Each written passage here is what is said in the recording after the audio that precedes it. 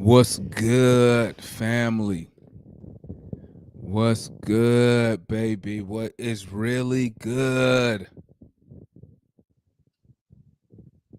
We are on a roll. 2 in a row now. Granted, it was the lowly Oklahoma City Thunder, but the boys came out, jumped on these dudes early, poured it on them, and did not let these dudes back in the game, man.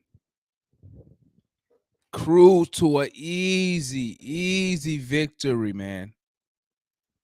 Cruise to an easy victory.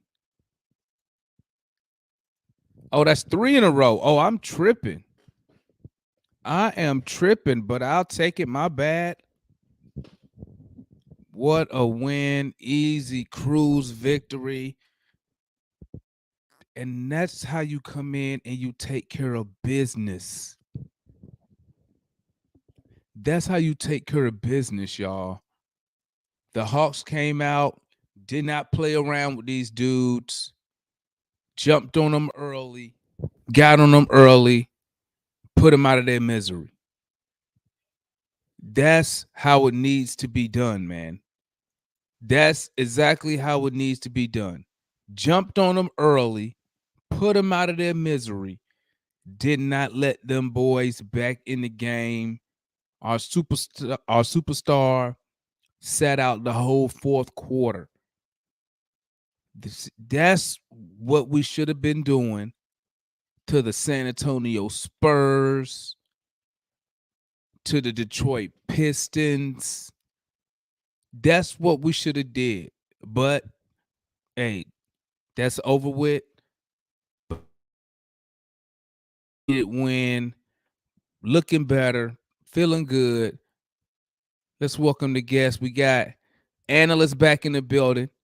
My boy Lou, and we got my boy Gerald in the building. What's good, fellas? What's popping with y'all this evening? Nothing much. How's it? Man, it feels good. Even though it is the Thunder, it's just because I've seen us blow games to teams like this, and knowing that we came out with the mentality that listen, we had to come out and take care of it. And you saw what Nate said in the pregame. This is all about taking care of business tonight. This is a take care of business game where we come in, take the opportunity to get 2 games over 500. Even though Charlotte won tonight, we still improve the race for moving up into the standings. I think that tonight, like you said, Emma, we came out early, jumped on them, and just we completely depleted them early. They came out even though they were undermanned. It still doesn't matter. They still had if they didn't have enough players, they would have postponed the game. So they played and they got whooped, and we'll take it. So great win tonight. And I'm just really proud of just how the guys played tonight. Talk to me, Lou. What's your thoughts on the game tonight, the performance? Can't hear you, Lou. Nope, can't hear you. Yeah, no, I can't hear you. Nope. Uh-oh. No. We got this. There we go. Now we can hear you. We got this. All right. All right. What I was saying is for the first 3 quarters, Trey was phenomenal. I thought he did everything a superstar needed to do, put his foot on the gas. Everything was great. I thought Knox, I just wanted to shout out the analyst. I know I threw you a little I threw you just a little bit of shade because I did say he should play, but I didn't think yeah. But maybe he should have started because he started off on fire, and a lot of those shots were big shots. Bogey was sneaky nice. 8.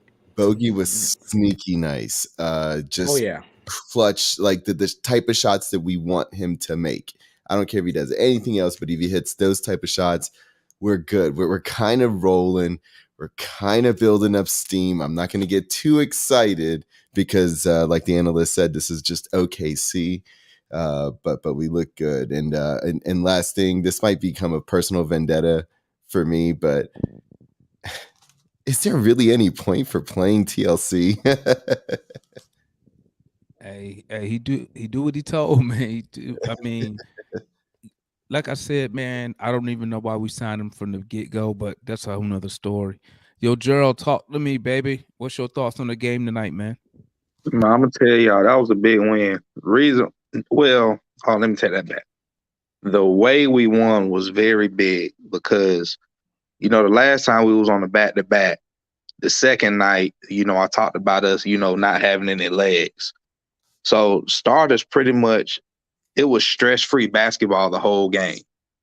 So when you playing on the front end of a back to back, especially when you got to take both games like this, you want to play as much stress-free basketball as possible.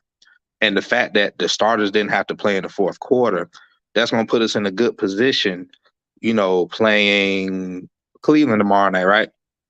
Yep. Yeah, Playing Cleveland tomorrow night. So, we got them out. We got them out of there. That's what we had to do. Get them out of there early. I think that'll bode us well. We can play more of the players should have more energy tomorrow night because of how easy the game was tonight. All righty. Yeah. All righty. Listen, I was also thinking about that, Gerald. I was like, and that's why I was telling some people earlier, I was like, if we don't win this game by plus 15, it's something wrong. And that was the first thing I was thinking. Let's get these starters out of here. Personally, I really think he played Trey a couple minutes over than what I would have liked to saw, but They were trying to get him to 40. Trey was trying to get to 40. So it's cool. But let's go into these player ratings. Let's spend some time. Yeah, it shouldn't even be these. Well, we about to see the most 10s we ever gave. I've never given a 10 yet. I'm just saying as a whole. All right, let's see here, guys. I was thinking about giving Trey one today. Excuse me. Let's start off with we're gonna start off with the bench. Onyeka and Kongwu, 28 minutes, 3 points, 13 rebounds, 3 assists. He was 1 for 4 from the field, 1 for 4 from the free throw line. Talk to me, Gerald. What you giving Onyeka tonight? I give him a 7 because them 13 rebounds. How many rebounds Capela had? Capela had 11. Okay. Well, Capela about had as many fouls as points, but we ain't gonna go there. But no, I give a 7. His rebounding presence was really good. He was getting us in and out of the break. With every rebound when we really put our foot on the gas in that second quarter. So give him a 7. All righty. Talk to me, Annas, what you got for Onyeka tonight? Yeah, I mean, I think that tonight, although OO really didn't show up on the offensive end, one really needed on the offensive end. We're not, I think that he can save some of that for tomorrow. But he's our backup center. I like his rebounds. I'll give him an 8. We won. He had 13 rebounds, more than our starter. And I just feel like, even though he didn't make he missed 2 back-to-back layups, but I think he still did his job in rebounding the ball. All righty. Sweet Lou, what you got for Onyeka tonight? I got a 6 for him. I thought he was solid. He does a lot without scoring the basketball. I mean, he only had 3 points, 1 foul. I thought that was nice. No turnovers, no blocks. They kind of were shady on the calls. There was a couple of times where I thought he made great defensive plays, but they didn't give him nothing. But I give him a 6. I thought he did good. Okay, yeah, seems like everybody is around that 7. Besides Lou, look like including the chat, everybody's around that 7, 8 range. Um, okay, let's go with. I can't wait to hear y'all rating on this guy. Let's go with Delon Wright. 26 minutes, 0 points, 2 rebounds, 6 assists, 0 for 1 from the field, 2 steals, 1 turn, +8. Lou, talk to me about Delon tonight. Delon's funny, man. He's one of those guys that you just like having on your team because he just does all the other stuff, and he doesn't mind it. I got him down as a 6.5, but I know that's not allowed. So I'm gonna give him a 6. I had written down a 7, but I can't do that to Double O. So I'm gonna give him a 6. Okay. What you got on that, Gerald? Delon Wright. I mean, I give him a 6. No, I give him a 7. I give him a 7. I mean, his role ain't really to score, but normally in a game like this where he gets 0 points, I'd be more mad because I want to see him. I really want to see him shoot at least one I don't give a fuck shots. Mhm. Yeah. That's really what I want to see out of him. Like, with his, growth as a backup point guard for however longer he gonna be with us. But, 2 steals, I can't really, that's his job right there. Mhm. So I'll give him a 7. Okay. What you got on him, analyst? I see JR gave him a 3. Josiah gave him a 4. Listen. Black gave him a 7. T gave him a 7. Incog gave him a 4. What you talking about, analyst? He wasn't good. He wasn't good. Uh, Listen, I know that we're not supposed to expect much out of him, but in a game like you kind of said, in a game like this where you're playing the Oklahoma City Thunder, it's like you gotta you're over one. He just to me it I mean, and then you got to turn you He know did have a lot of hot people on the bench, though. like guarding him. No. He had a lot of hot teammates. Yeah, okay.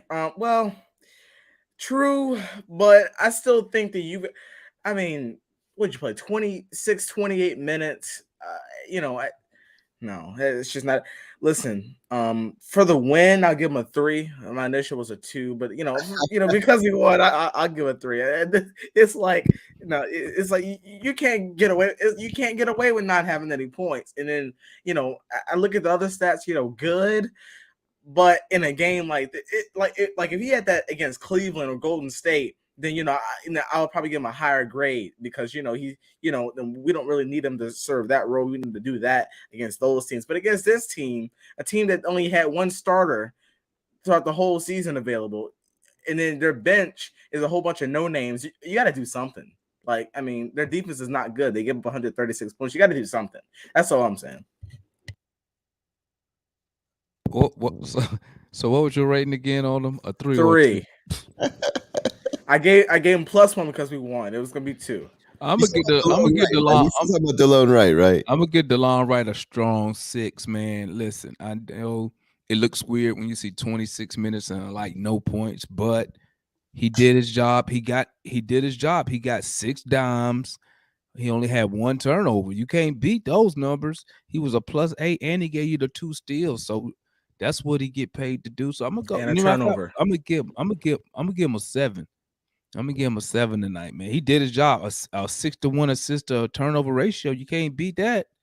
You can't beat that. Am I right or wrong? I mean, you got a couple steals in there too. 0 points and a turnover. A couple steals in there too, though. Yeah, and 2 steals. Okay, so yeah, it's kind of mixed tonight. Okay, we'll go with Bogie Bundanovich next. Bogie, he gave you 22 minutes, 20 points, 2 rebounds, 3 assists. He was 8 for 14. That's over 50%. He was 4 for 8 from 3. That's 50%. 2 steals, 2 turns. He was a +3. Talk to me, Lou, about Bogie and how you rate him tonight. I thought Bogey had a solid 8. A solid 8. I was, it's just the type of shots that he hit tonight were key. I'm gonna give him an 8. I was thinking about deducting him because he wasn't productive in other facets, but he gets paid to shoot. The shots that he hit were clutch. The shots that he hit were hard. They were after other people had made hard shots. It was perfect. So I'm gonna give him an 8. Talk to me, Gerald, about Bogey, man. How you rate him? You get a 10 from me. Yeah, I mean that boy look. Where do we go from here? And pockets, that boy look like Klay Thompson out there. Okay. And hey, I always do the rating based off of what your role is on the team. And if you feel it, to the max, then you get a 10 from me. Okay. Hey, talk to me, analyst. What you got for Bogey tonight? Bogey tonight 10. I felt like the way that it was one of those things where it was like he was a part of the second quarter surge. I mean, he was just him and Knox were just lighting it up, and I was like Bogey hit like 3 straight threes, and Bogey was just being, to me, I think he was just being what we've been talking about him being this past few games. He was just being that number 2 option, to be quite honest with you. He was being that number 2 option next to Trey. And listen, I liked that Bogey was able to find his rhythm, kind of early, and able to make an impact on the game. And it really didn't require him to put up a 30+ point game, but he had 20 tonight. So I think that's a really solid game. 8 for 14, over 50%. He shot 50% from 3. I mean, you can't ask for much from a guy who you paid to shoot. Okay. I'm giving him a 10. He was excellent tonight in his role. I see he's becoming very aggressive when attacking the paint now, than he was in the beginning of the season. So that's another part of his game that, if he can add to that, I mean, don't get me wrong, when he attacks, he's not really good at finishing, but if he keeps that going, maybe he could fill a number 2 type role because his game almost be complete by then. But tonight I'm giving Bogey a 10. Let's move on to Kevin Knox. Talk to me, Gerald. Kevin Knox. That boy get a 10, bro. Minutes. He came in 17 points, 2 rebounds. He was 6 for 10 from the field, 3 for 6 from 3, perfect from the free throw line, 1 block, 1 steal. Kevin Knox. That man get a 10. That man get a 10, bro. He took, correct me if I'm wrong, he took Gallo minutes, right? Yeah. So he pretty much gave us Gallo numbers off the bench. He might have played 30 minutes all season. Well, since he been with us, 30 minutes, and he filled that role and then some. Yeah, he was amazing. He get 10 from me. He get a 10 from me too. Talk to me, analyst. What you got on Bogey? Knox. Knox. I mean, Knox. My bad. Listen, I mean, me and Lou were talking about it over in New Pack City. I mean, I was just saying that Knox is just so young, and I feel like not even if you give him starter minutes, I feel like if you give him some of those bench minutes, he can really start to kind of develop and get his confidence, because his confidence got shot in New York. Listen, tonight, a player that hadn't played in I don't know how many games gives you 17 points in 18 minutes. The fact that he was able to do a block, a steal, let me see, having a rebound. I mean, he was just being a solid. I mean, 2 rebounds. I mean, what more can you ask for a guy that hadn't played much, was able to come in and give you that? I mean, Kevin Knox gets a 10 tonight. I mean, he just played well, considering the fact that he came in and did that. And I just think that it shows that if you give him the time, he can he can start to mold into what he was meant to be when New York drafted him at number 9. Hey, look, talk to me, Lou, about Kevin Knox, man. The boy was fire, man. That first quarter, man. 17 points in 18 minutes. Dude was fire, man. Talk to me. Anybody that size, with that type of athleticism, if they hit open shots, they become lethal in basketball because you can then pump fake, take it to the hole, and smash it on people. Start doing some chin-ups. I think Knox, as a young man, is in a very, very difficult role. To be drafted, then not played, and then traded, and then to come in and ask to contribute is a lot. It's a lot. And I thought the way he played tonight it's nice. I mean, is it as good as having Cam on the team? Yeah, pretty much. Just as much, which is nice. And we have a first round pick for it. So all that said, he gets an 8 for me. I don't know how these guys are rating their guys. I guess they're based on personal best or something. I don't see them giving him any room to keep going up, but I give my man an 8 tonight. That's because the rate is just for this game, man. So it's your rating can improve, can change per game. You know what I'm saying? So it's not just like the 10 is the max. Well, if you look at his stats, this game, 17 points in 18 minutes. That's a 10. He ain't did that since Kentucky. 2 boards. A steal, 2 boards, and a block, 17 and 18. Yeah, he can't. Hey, he was ready today, man. Came in and they would have started running plays. That man Lou being thrifty, bro, with them 10, boy. Well, yeah. Hey guys, let's welcome OG Chauncey in the building. What's good, my guy? Talk to me about did you get to see the game tonight? And if you did, talk to me about Kevin Knox, my guy. I kind of saw bits and pieces of it. I mean, it's good. It's good the man got a chance to get up some burn, man. I mean, he just been stuck over there on the bench. Maybe that's a confidence builder for him. I don't know if that's something to look forward to moving forward. But hey, man, he played well, and that's about all I can say. Good confidence builder. I mean, I kind of knew he had it in him. Hey, we needed his minutes, to rest certain guys. Hey, good for Kevin Knox. I'm not gonna throw too much confetti, but good for him. Okay. What you rate him tonight? What you rate him 1 out of 10 tonight? I mean, hell, he ain't been playing, so I guess I get. Hey, look, we gotta give him a 10, bro. Give him a 10, man. Hey, y'all be nice, man. Give him a 10. Damn, he just coming out on him in. They say a 10. I mean, everybody pretty much said a 10. Pretty much everybody said a 10 except Lou. I'm gonna be a nice guy tonight. Talk to Gerald. Y'all just feeling good for him. Hey, Gerald, talk to me about Sweet Lou Williams tonight, man. 14 minutes, 2 points, 1 rebound, 3 assists, 1 for 5 from the field, 0 for 1 from 3. Talk to me. Oh, he had 1 turnover. Talk to me about Lou Will, man. Is he even worried about basketball? Give me them stats again. 14 minutes, 2 points, 1 rebound, 3 assists. He was 1 for 5 from the field, 0 for 1 from 3. He had 1 turnover. He was +4. I don't know what flavor wings he ate before the game.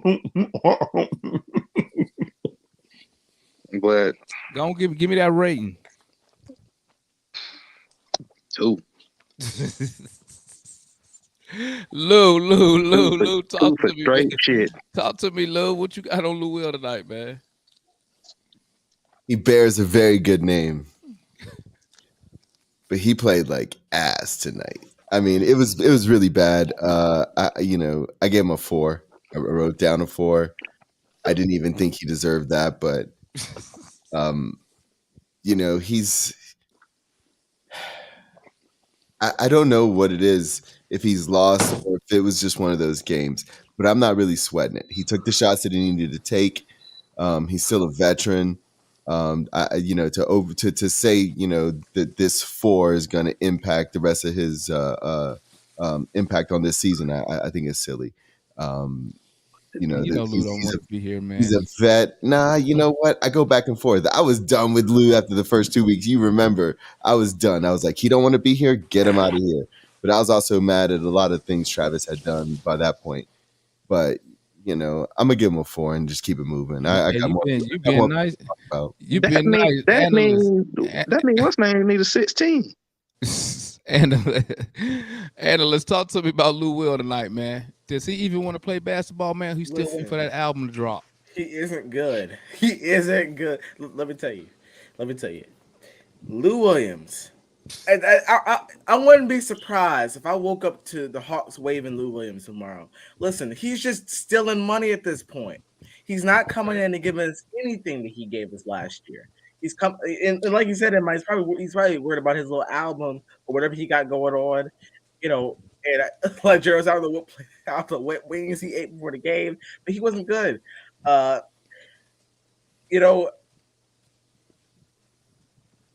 Just tonight, Lou gets a 0. Wow. He wasn't good. He wasn't good. Gave him a 0. OG Chauncey. OG Chauncey, talk to me about Lou, man, and what you rated tonight. Man, y'all know Lou got some hoes in OKC, man. Come on, man. Hey, we ain't need nothing from Lou tonight, man. We ain't need nothing from Lou. He gonna be all right, man. Hey, Lou one of them cats. Hey, you got to have a cat like that in the playoffs. You know why? He is a bucket go-getter. Hey, it's hard to have them. I know he have off nights where he piss us off sometimes, but he's a bucket go-getter. He's a guy that coaches. You don't know whether the game plan for him or not, but tonight he was straight bootylicious tonight. He gets a 1 at best. All righty, I'm giving Lou a 2, only because we won the game, so I'll give him a little +1. But yeah, Lou was terrible. Lou look like he don't even want to be in the game sometimes. So I mean, hopefully, like y'all said, hopefully he turns it on in the playoffs, man. We can see a little bit of effort, man. I don't even see effort from Lou Will right now. Because right now, Delon Wright is earning minutes over Lou Williams. Well, we'll talk about that later, man. Can't do what Lou Williams. We'll talk about that later. Let's move on to Clint Capela tonight. Clint Capela gave you 20 minutes. He gave you 4 points, 11 rebounds, 1 assist. He was 1 for 2 from the field, 2 for 2 from the free throw line. Wow, that's amazing. He had 1 block. He had 1 turn. He was +13. OG Chauncey, talk to me about Clint Capela tonight. What you rate him? I don't know, man. I mean, I need at least a double. So I'm gonna say 5. I'm gonna give him 5 because he did go 1 half. He got his 11 rebounds, but I need a double out of Clint every night. That's not asking too much. I need a double out of him every night. I understand. You know what? I'll give him a +1 to go 6 because the game was out of hand so early. Coach set him, but moving forward, there's no reason we shouldn't get a double out of Clint every night. Talk to me, Gerald, about Clint Capela tonight, man. What you rate him? Man, in the first quarter, when Trey threw that lob and Clint, I don't know, I guess he missed time or whatnot, and you heard him over the TV say, "Oh, yeah." I knew what kind of night it was gonna be. I knew what it was gonna be. Exactly when you're talking about, you can hear it clear as day too. I was like, "Oh, here we go." But he missed he bad too. Yeah, he got 11 rebounds. Give him a 5, but like Chauncey said, I need a double. If I don't get a double, I need 20 or something. Yeah, I'm with you. I don't expect him, y'all. I don't expect him to do what he did Monday. I don't expect that. I don't. What he had, like 26, and what he have? What Clint had? Like, he had 26 and 15 or something like that. One game he had like 19 and 14. The last game when Trey had, he had 20. Dang. Well, whatever. I don't expect that out of him every night. I don't expect that, but I could at least get a double. I mean, him and Trey had it working Monday night against the Pacers. I don't expect that, but give me a double, bro. Give me 10 and 10. Good hard nosed defense. We got a young bull coming in behind him that's gonna work hard, battle in the paint. Hey, just give me Clint. You give me 10 and 10. Congo gave us 13 off. Well, you haven't gotten to him yet, so I'll shut up. Hey, analyst, talk to me. Clint Capela, what you rate him tonight? I, I agree with Chance when he says that I don't Nice shots. That analyst, man. Get off analyst, man. Get off my little buddy now. Get He off ain't, her. he ain't got time to finish that up for you. Say Yeah. That's my little buddy now. I ain't even cussed him out yet. That's my little buddy. Just wait, analyst. Wait till you turn like 15 or something. So, I don't expect him to do what he did Monday either. But to go from that to this, it's just unacceptable. He gets a 4 tonight, not good. Y'all just gone around them for us. He's just, he's just the Clint Capela that that is, I don't know. He just won good tonight. Again, I expect him to be. I expect him to do better against a team like OKC, where they're kind of undersized. At least the guy he was matched up with. I think he was on Jerome Robinson Earl. No one even knows who that is. So you should have had a beast night tonight, and you did it. So disappointed in Clint. He should be ashamed of himself, and he better come ready to play. He's probably gonna end up getting creamed on the boards tomorrow against the Cavs, but not good tonight. I look down. He had what? He was like a plus 16, plus minus. I'm giving Clint Capela 7 tonight. He did his job. He played decent. We didn't need him for a long stretch. I mean, I don't look for Clint for points. So 11 rebounds in only 20 minutes. He gave me a block. So I mean, he did a job, and then the game got out of hand, man. I thought he did decent tonight, so I'm gonna give him a 7. What you thinking, Lou? I watched the game. We played this team a long time ago, early on in the season. I think it was still last year, even. But Clint dominated that game. Clint really had an impact that game. And so when I was looking at this game, knowing who was hurt, I was thinking Clint was going to eat today. I even made a point of it. And it didn't happen. It didn't happen at all. And he got a 6 today. He got some good rebounds. He played with effort. The team won. The team was playing well when he was in there. But he didn't have that same impact. Maybe he was keeping those guys off the boards. But that's a really weak front court team. So I really did expect more from Clint, but that didn't play into my numbers. He gets a solid 6 tonight. Do y'all think if the game was in doubt so early, like in the fourth or late in the third, that maybe he probably would have posted more numbers? Are we taking that in consideration? Yeah, I did, because I mean he only took 2 attempts. So I mean, why? Everything because he played with was on fire. That's what I'm saying. So he don't really. Why give Clint the ball when I got Knox on fire from 3? I mean, I thought Clint did decent. 1 for 2. He only had 2 attempts, man. I mean, I'm looking at the fact that a 6'8" guy out rebounded you off the bench. I mean, how many minutes did that 6'8" What guy does that play? mean? And he played for the other team that was missing everything until the third quarter. Bro, look at little analyst hard as lawn, ain't it? Clint played 20 minutes. My little nephew hard as hard. 20 minutes, man. 11 boards. He is not an option on the offensive side of the ball, bro. Yeah, he's not. So I don't understand where people coming from with. Listen, I don't care. Just had, I don't care. 20 some last game. He only my whole played, point was bro. you can't come from. All those were served up by Trey. Oh well, I mean, what difference does it make? He's not a scorer. We know that already. He doesn't create. We know that already. So what difference does it make if it's served by Trey or served by anybody?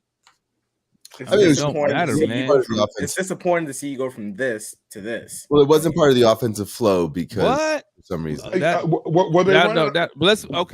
discuss it. Let's move on to the next player, man. My bad. Let's go. TLC, OG Chauncey. TLC, talk to me. He played 23 minutes, 10 points, 3 rebounds, 3 assists, 4 for 8 from the field, 2 for 3 from 3. He was a plus 15, had 1 block. What you think of TLC's performance tonight? I mean, when you, hey, that last number you gave me, I'm gonna push him to about right at a 7 or 8, because he was impactful when he was on the floor. 10 points. That's not a whole hell of a lot considering he started. But I look at those other numbers. Give me his turnover numbers. 0. I mean, I got to give him a 7 or 8. He was impactful when he was on the floor. He hit his shots when he took them. Did he commit any silly fouls? How many fouls he had? 3. Okay. Do y'all remember him committing any silly fouls? I missed a good portion of the game. Mm-mm. Okay. Well, No. I mean, she give him a 7 again +1 because of the blowout. Well, no, he was on the floor. Well, he was on the floor when they started coming back a little bit, right? Yeah, but they didn't. They wasn't coming back. Okay, all right. I give him 8. I give TLC 8. All right, talk to me, Gerald. What you rating TLC tonight? Man, get 10 from me, bro. Okay, okay. He get 10 from me. I mean, made most of his shots. Well, he made most of his threes. He had a point every 2 minutes he was on the floor. I mean, Yeah, okay. what else that if TLC giving you that, that's house money. Yep. Okay. You hit blackjack with that. Yeah, I agree. okay. I No agree. argument here. Analyst, talk to me. TLC, what you rating them tonight, my guy? Yeah, I mean, I'll give him a 9. Ooh. Yeah. Oh, you mean? Oh, come on, man! I thought you were hard as Lord, little nephew. Well, Yeah. it's only because I'm thinking about player rating, and I look at his stats, and he, 50% from the field. It looks like Yep. 2 for 3 from 3. That's 3 assists. That's like 67%. Yeah, plus 15. I want to give him a 10, but I'll stick with a 9. I'm gonna stand on what I said. I'll give him a 9. Listen, I'm not a hate. I was the main one defending TLC when DeMar was up here talking about, so why did Travis? Garbage, bro. I But thought he'd be good in Brooklyn. yeah, I mean, Demar to talk about a person so bad, make them want to just hang themselves. yeah. Why are You're you terrible, here? bro? I recently heard garbage. GMs talk about. I He'll say recently someone heard is GMs depression. talk about how not to pick up players that played with LeBron James, and that's how I feel about TLC with playing with KD. He looks so good when he played next to KD, and I just think he's that type of player. What you rate him tonight, Lou? I'm a hater. I gave him an 8. I thought he played. Okay. I thought he played an excellent game. I thought he played an excellent game. Hit big shots with confidence. Hit big shots like he meant to take the shots. There's a lot we don't see in these practices these guys are having, because Knox looked ready to go. Wright looked ready to go. Everybody looks like they're playing really well. Delon wanted to go home. I He give wanted to go where Lou was. TLC an 8. I give TLC an 8. I mean, to get plugged right back into that starting lineup, knowing people are hating on you, and just go out there and ball. I'm giving TLC a 10, man. He played outstanding tonight. Very active. I like it. Shot the ball terrific tonight. I mean, can't deny that. Gave me a block. So he active on the defensive side of the ball. So he gets a 10 from me. So let's move on. Let's start off with, let me go on the analysts. Yo boy, Kevin Huerter. You've been waiting on this. 29 minutes, 20 Woo. points, Woo. 2 rebounds, Woo. 1 assist. He was 8 for 10 from the field. He was 4 for 5 from 3. He had 3 steals. He had 2 turnovers. So you better take something off of them. Much as you talk about turnovers, 2 turnovers. What you rating your boy Huerter tonight? Listen, this is what I've been waiting on for her. 8 for 10 from the field. That's 80%. Nasty. That's 80%. 4 for 5 from 3. I mean, even though but 3 steals. I mean, This is what I've been waiting for. The past few games, he's been doing better. I've been giving him a 9, but this game is what I give him a 10. I mean, you know, the steals, the assists, the rebounds, the percentage from 3, the percentage from the field, 8 for 10 from a shooter. I mean, and then you look at 4 for 5. I mean, to me, it's just that right there tells me that you're under control. You're not taking wild shots, and it also tells me that you're making a high percentage of it. It was just his night tonight. How can he get? You gave him a 10, but you gave TLC a 4. Like they almost had. I gave TLC a 9. Oh, never mind. I thought who was that? Who? This is when I certify young analysts as he done crossed over now, because he done showed that he's full of shit too. So you gotta have that full of shit. Well, everybody know he a Kevin Huerter supporter, man. I already knew that. That's why I be messing with him with it. Yo, Gerald, talk to me about Kevin Huerter tonight, man. What you rating him? Kevin get a 10 from me. He was out there looking like Pedro Stojakovic. Wow, He was out there shooting that thing, bro. And you know that's what we want to see. But you know, all jokes aside, it seemed like every one of his jump shots were daggers. Yeah. Every shot that every 3-pointer he made, it seemed like a dagger. Like it seemed like it +8. Yeah, you know when you playing like a fighting game like Mortal Kombat or something like that, and you know you hit that big combo and it take a whole lot of energy off the meter.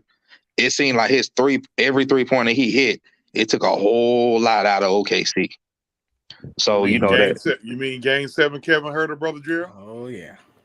I ain't gonna go that far. That wasn't what. Nah. Game 7, Kevin Huerter was like a Hail Mary. Like if he don't do that, we lose. Yeah. Like this seemed like this was like put your foot on the neck, Kevin Huerter. Mm-hmm. Okay. Yeah. Talk to me, if Lou. Kevin wouldn't have had it, we would have still won, but he killed their throat. So talk to me, Lou, about Kevin Huerter. OG Chauncey stole my thunder there with that little sly remark, but this was definitely Game 7, Kayvon. This was Red Velvet. This was all of it.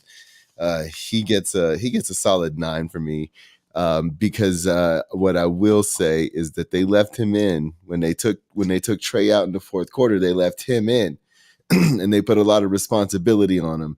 And when they dropped it down to 15 real quick, it was his bat that got him right back up into control of the game. And so, like somebody else mentioned, there were very timely shots that he hit.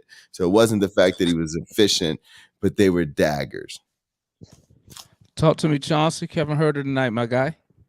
Listening to everybody else, because again, I only saw bits and pieces of the game. I did see the most of the fourth quarter, and I did notice what y'all noticed. They put the ball in his hands for the most part, and he kept the ship afloat along with 8 for 10, 29 minutes. He had 20 points, 4 or 5 from 3.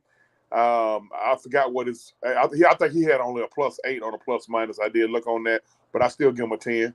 I give him a 10. All righty.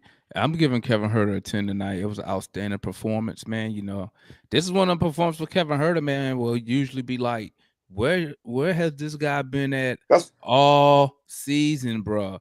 Like that's the part that pisses you off about him, man. Yeah, we that's need the part that pisses. Raj been saying the same shit about every player. Hey, Raj, is it Huerter? Is it Bogey? You know, Raj is a Raptor fan, man.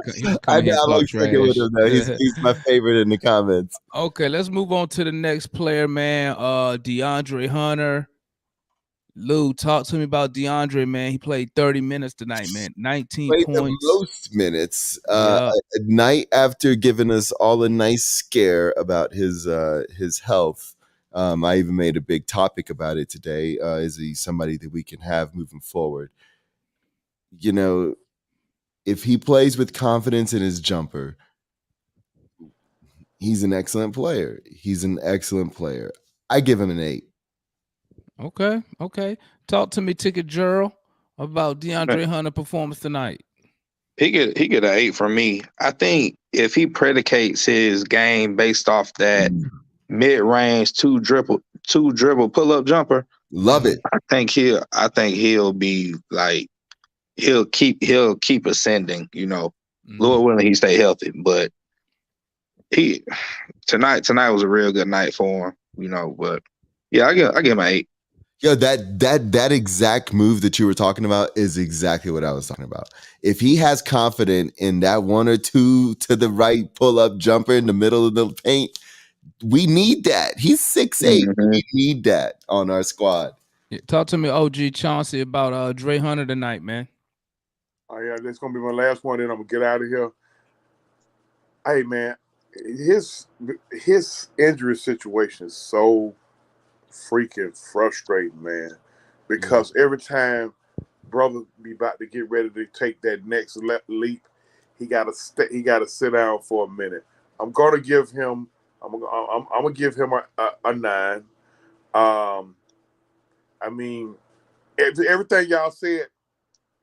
Hey, I'm gonna follow with everything. I love that. I love that move where he take that one dribble, boom, stop and pop, and he be pure with it too.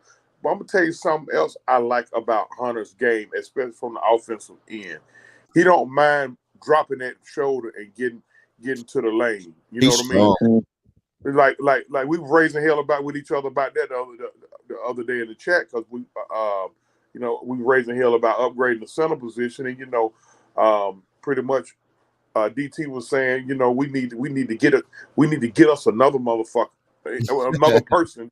We need to get us another. Excuse me, y'all. We need to get us another person to dump that ball into the post when that three ain't falling. And I'm saying, look here, bro. Maybe if our wing guys get to the hole, we won't have to depend on that.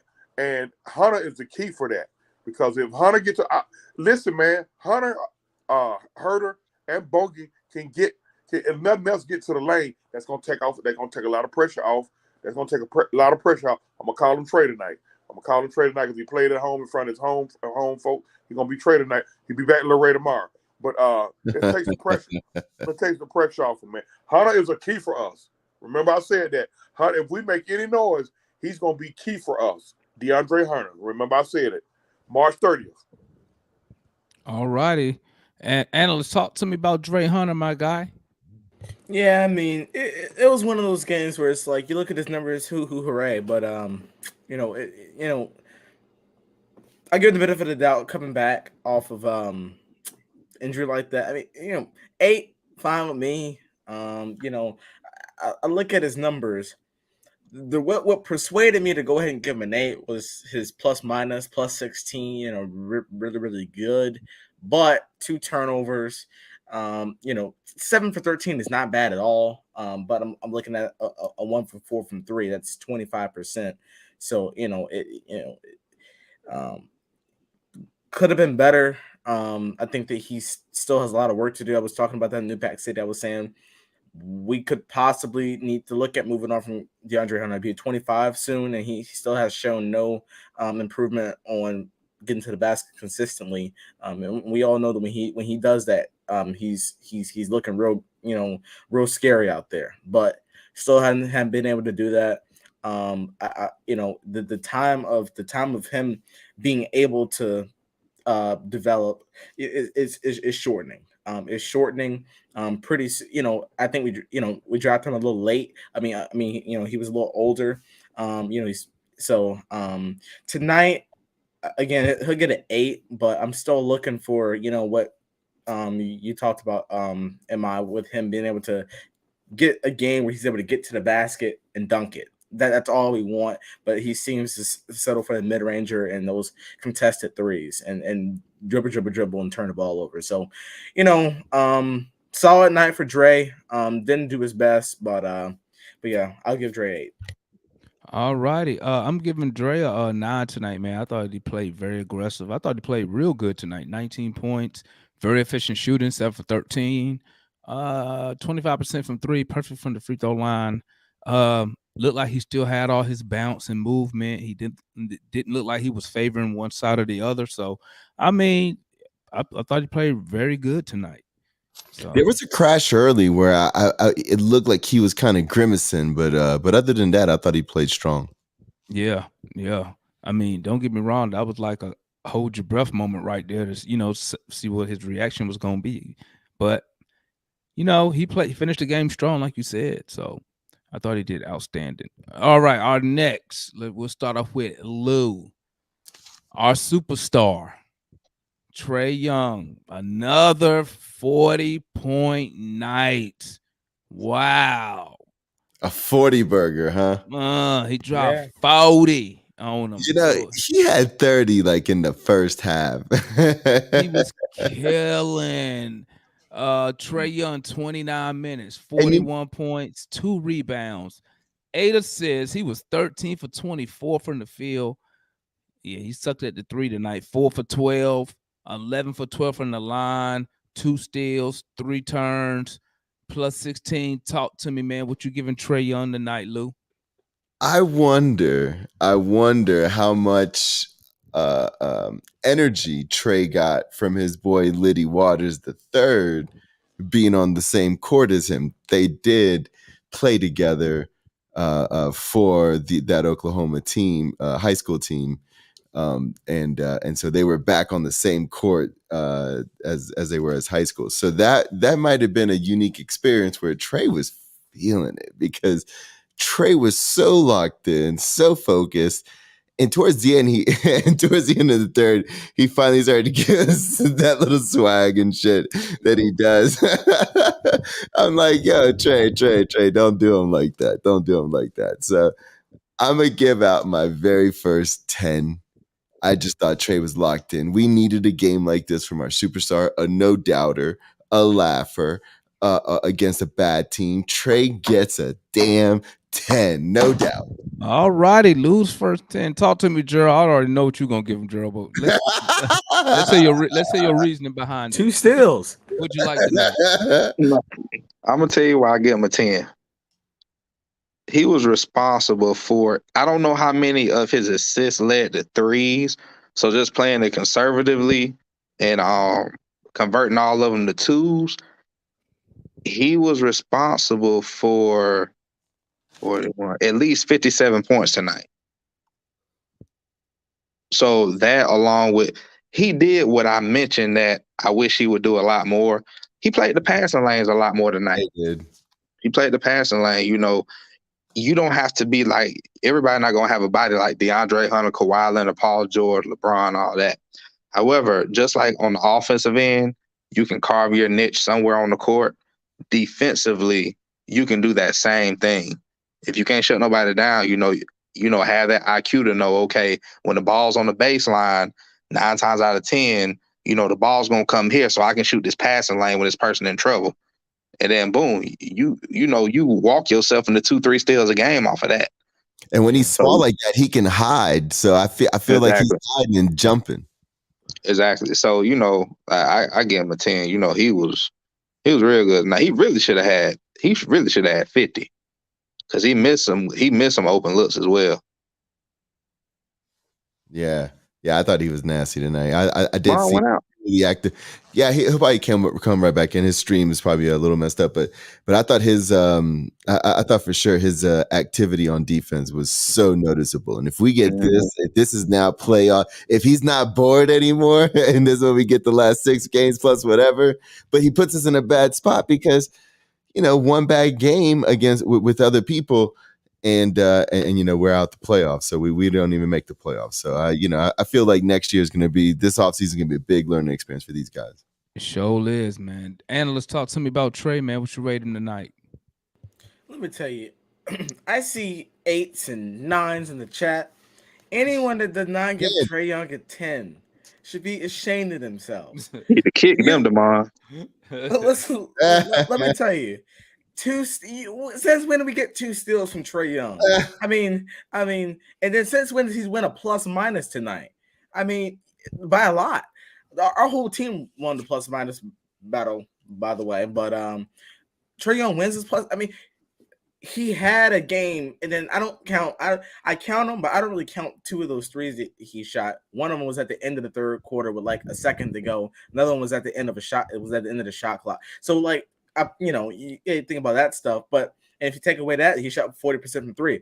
But Trae Young tonight, like Gerald said, he was responsible for a lot of the points that was scored tonight. Without if Trae Young does not play tonight, the game is so much more tougher. Not because of necessarily his 40, because of his 40, but because of his ability to find guys and put them in not just find them, but put them in good positions.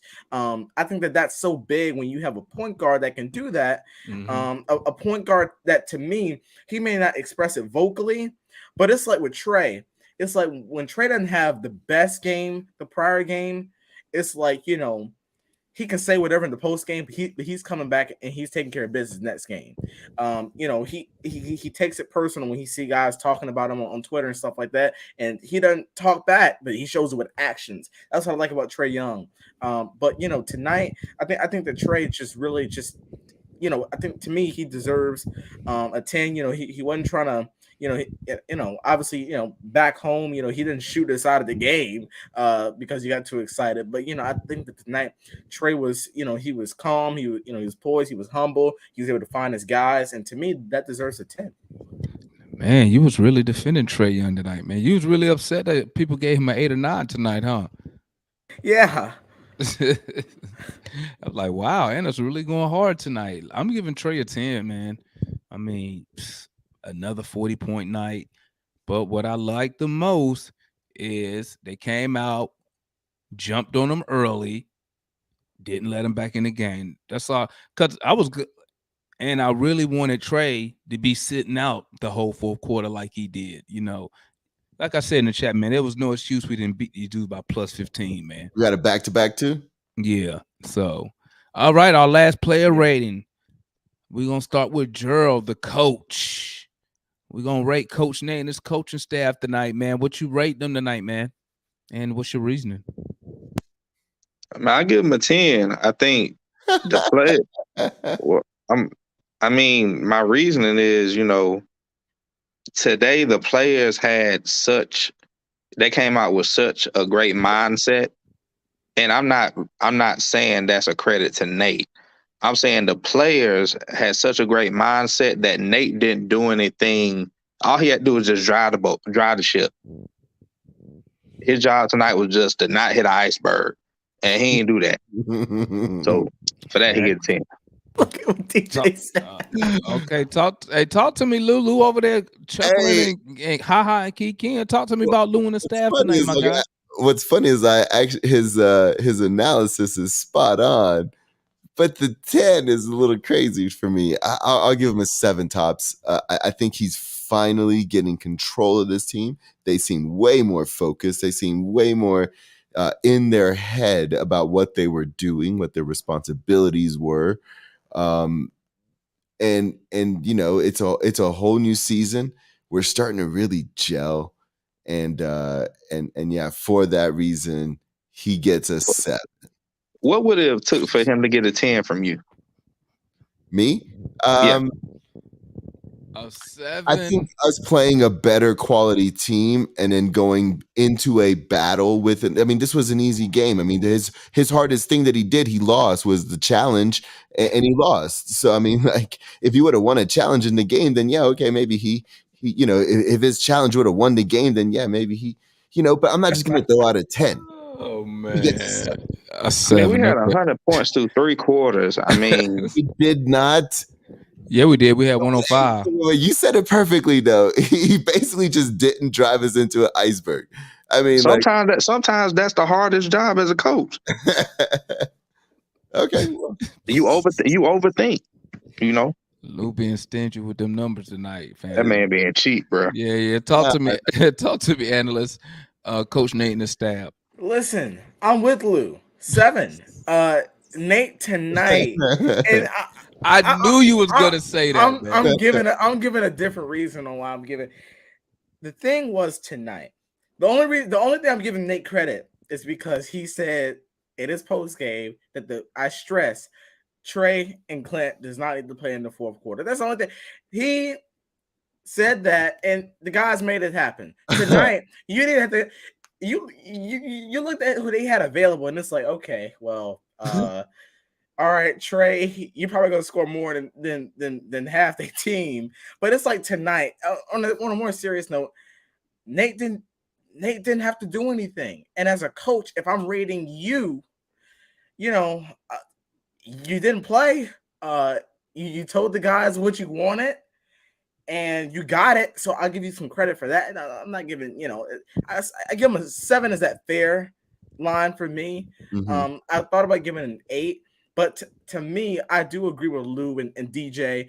If you give him a 10, it's got to be against a quality team where it took preparation. Mhm. Now, don't get me wrong. OKC is still an NBA team, but they're about to be in the top 3 in the lottery this year. So to me, and they have everyone out. So to me, as a coach, I'm not rating you. I'm rating you based off of we did win the game, but as a coach, I'm rating you as a coach. Your job is to put a game plan together, prepare the guys, He and did that. not Yeah, listen to necessarily, him. not Yeah. necessarily, not necessarily. I mean, tonight. I mean, listen. I mean, Nate. I guarantee you, Nate didn't break a sweat tonight. Nate was never worried tonight. Nate was never worried tonight. He shouldn't be, but I mean, He was upset after that challenge though, because that was some but the bullshit. same way we get on the players, and sometimes we let Nate off. I think we got to give credit to the players tonight. I mean, I don't think that Nate did anything special. I mean, he showed up and folded his arms like he always does. Didn't hit that iceberg. I'm giving Coach Nate and the staff, I'm giving them a 10 tonight. What? They had the team came ready to play. They didn't BS around. They came out energized. They smacked them, and to make sure we smacked them, I like how Coach Nate kept them boys in who was hot. He gave the boy Kevin Knox playing time, even though it was due to injury. He didn't have to play him. You can say that Oklahoma City is a G League team all you want, but guess what? We did exactly what we supposed to do to a G League team. Jump on them early. We was at one point we was up by 30 plus. I mean, man, listen. We treat like Chris Rock. Listen, he Look did. At Gerald. Hey, Gerald looked mad at me. Team was prepared. Team came and did exactly what they were supposed to do. Didn't BS around. I mean, at the end of the day, if a coach can come in and can just fold his arms, that's telling me something. It is work. That's telling me that his team is players prepared. Are good. That means his team, they good players, but guess what? They're prepared. Yeah. And guess what? Yeah, I get it. We played the G League team, and the score looked like we played the G League team. Because guess what, guys? We could have easily lost to these dudes. Just like and we can't get mad at playing Jalen. Just like we lose to other people that's 15, 20 games under 500. So they didn't trick this shit off. And, I got to get credit where the credit's due, man. I'm going to get a coaching staff a 10. So we're now done with the player ratings. So now I have a question to all you guys, and I want your response. We talked about it earlier on New Pat Rap podcast today. I want to go ahead. Let's talk about it some more with the chat. Deandre Hunter, man. Deandre Hunter. Are you still high on Deandre Hunter? And is he worth let me change that. I'm going to make it real simple. Is Deandre Hunter worth a contract extension before the next season, or do you make him prove it? I make him prove it. I mean, because I was also privy to that same show you referenced, he's got to give us 70 games next year for us to understand whether he's going to be worth it moving forward. Because right now, he can still be a tradable piece that we get something good that we know for something that somebody can just hope and pray he doesn't get hurt anymore. We're at a level where we can't take that chance anymore. Or another team may feel like they have a really good medical staff and they feel like that they can keep him at a healthy point. Ooh, don't say medical staff around Demond the Monster. Well, just, like I said, man, Hunter, the first thing he needs to do in the offseason, go get a second opinion on that knee, man. Something is not right here. Like, he should not still be having that same knee injury. Now, what I will add, his performance tonight, maybe the knee injury is not serious. Maybe it was something small like a flare up or something. But Gerald, are you willing to commit? Probably you're gonna have to probably commit probably around Kevin Herter type money to keep a Hunter.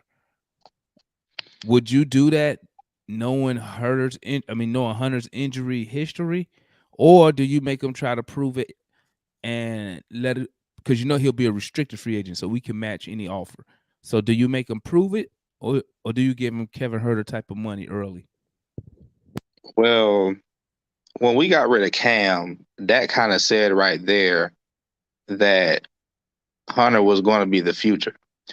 So it's kind of like a two-way, it's kind of like a double-edged sword. On one side, common sense tells you, and analysts will agree with me on this, common sense will tell you, well, Hunter isn't developed like we want him to be developed because he might be still less than 100 games in his career as far as how many games he done played. So that's equivalent to maybe one full regular season and a deep run in the playoffs. So essentially, in some ways, he's still kind of like a rookie as far as his playoff minutes goes. On the other hand, on the business side, let's say we do kind of tell him, hey, you're going to have to bet on yourself. And then he kind of win the bet, kind of like how Kevin Herter did in Game 7. Huh? Like he goes off. Yeah, like he goes off like Kevin Herter did in Game 7. Now, if somebody gives him, let's say a bad team gives him like 80 million or 70 million, right? Because you got a wing player right now, the market, you got to pay him at least 45 to 65 million for an average wing player. That's a starter.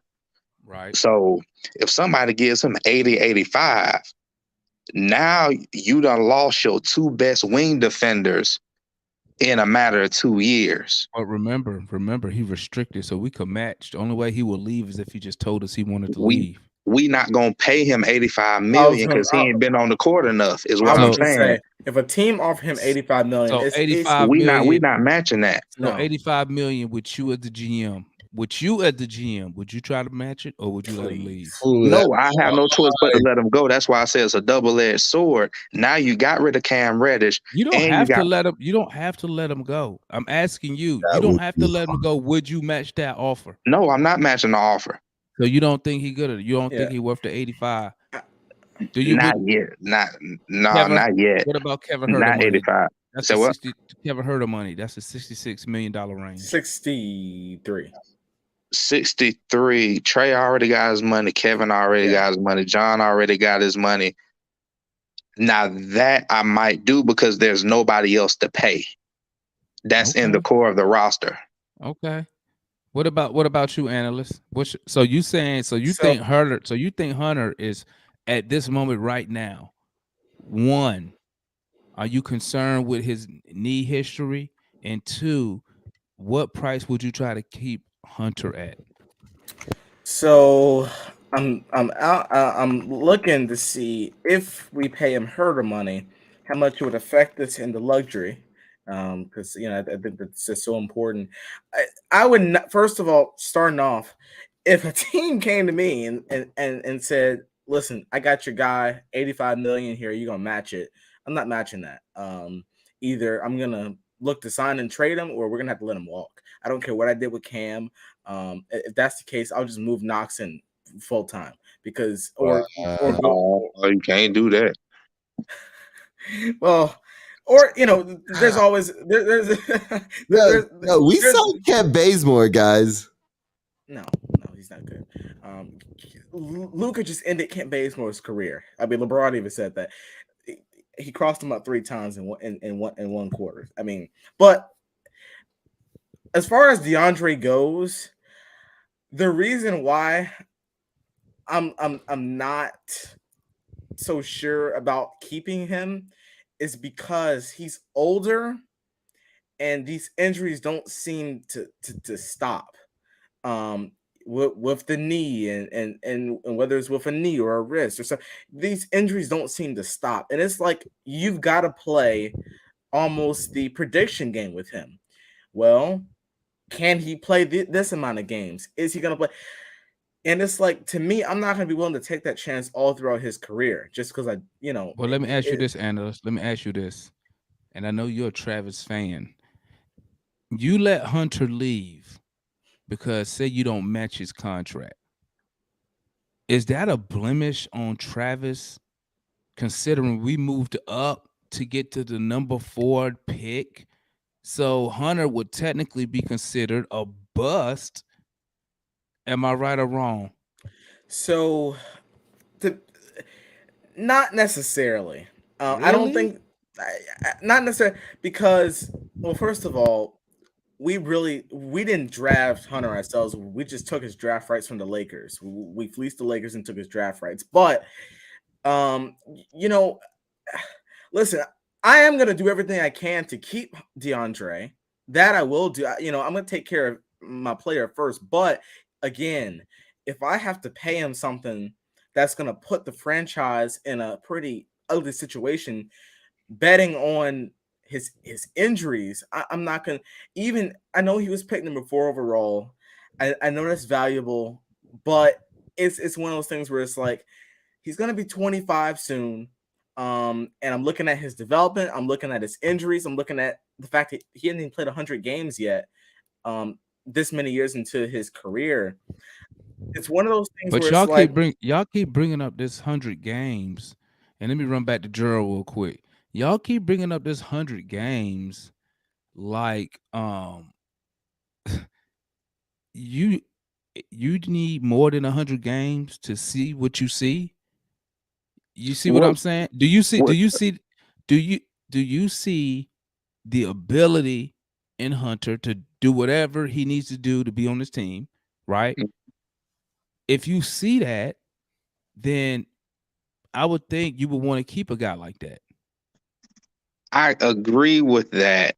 However, when you see flat, no, it's not even flashes. He's solid when he's on the floor. The key thing is when he's on the floor. So your main concern is the injury history. right? Yes, but I don't. Yes, and going to the GM thing, I don't think that will put a blemish on Travis because you can't really predict injuries. Now, I think it depends on the context of the injury, though. For example, Zion don't take care of his body. Wait, hold on. So Go ahead. You remember Greg Oden, drafted number 1 Mhm. overall? Yeah. And who was drafted number 2? KD, right? Yeah.